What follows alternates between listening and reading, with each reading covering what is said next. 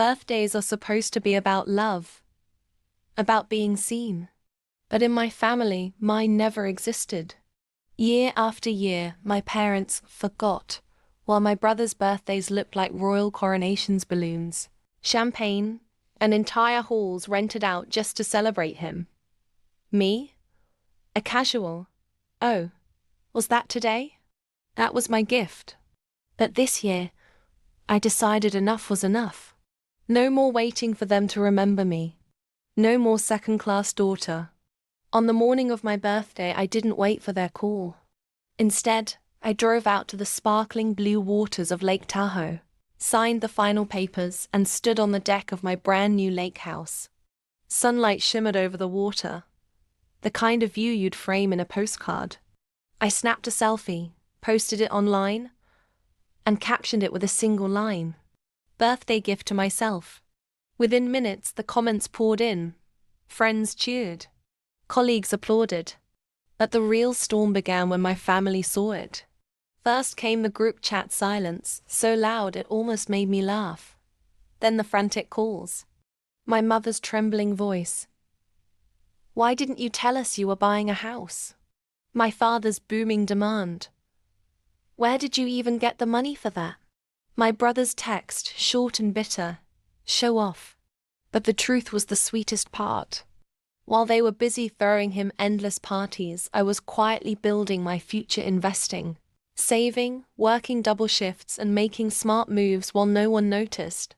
So when my parents insisted I bring the family over for a belated birthday dinner at the lake house, I agreed. But what they didn't know was that I had planned the ultimate reveal.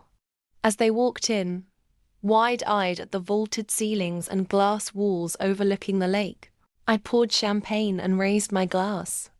To birthdays, I said, the ones no one remembers, until the results can't be ignored. Then, with a flick of the remote, I lit up the TV.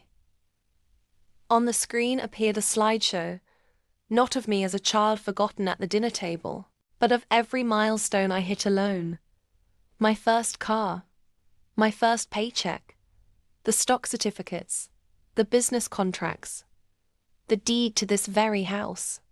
Every image was proof that I didn't just survive their neglect, I turned it into power.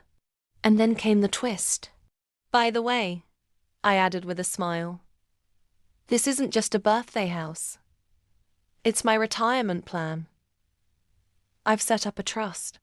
Guess who's not on it? The silence was deafening. My brother's face drained of color.